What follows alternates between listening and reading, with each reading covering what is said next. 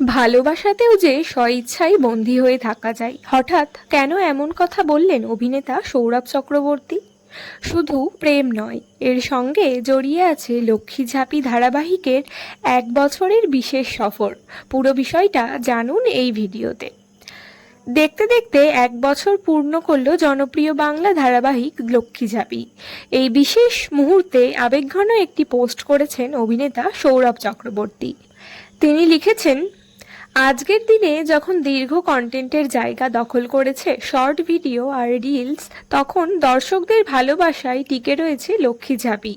আর এই 1 বছরে কখন যে এই ধারাবাহিক ঘরের কোণ থেকে মানুষের মনের কোণে জায়গা করে নিয়েছে তা কেউ বুঝতেই পারেননি। সবচেয়ে বেশি নজর কেড়েছে তার একটি লাইন, নেশার মতো ভালোবাসাতেও যে স্বইচ্ছায় বন্দী হয়ে থাকা যায়, সেটা লক্ষ্মী ঝাঁপি আমাকে নতুন করে শিখিয়েছে।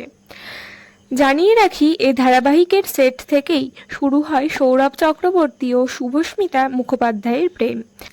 ইতিমধ্যেই তাদের বাগদানও সম্পন্ন হয়েছে। তাই লক্ষ্মী ঝাঁপি শুধু একটি ধারাবাহিক নয়, তাদের ব্যক্তিগত জীবনের একটি বিশেষ অধ্যায়।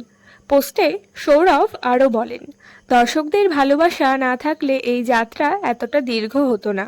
পাশাপাশি তিনি ধন্যবাদ জানিয়েছেন সহ অভিনেতা, কলাকুশলী, পরিচালক, প্রযোজক এবং চ্যানেলের প্রত্যেকটি সদস্যকে। তাহলে সৌরভের এই আবেগঘন পোস্ট আপনাদের কেমন লাগলো?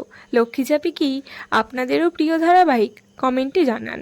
ভিডিওটি ভালো লাগলে লাইক করুন, শেয়ার করুন আর কমেন্ট করতে ভুলবেন না। টলিউডের সব আপডেট সবার আগে পেতে আমাদের চ্যানেলটিকে সাবস্ক্রাইব করতে ভুলবেন না। আর যারা ফেসবুক থেকে দেখছেন, অবশ্যই আমাদের চ্যানেলটিকে ফলো করুন।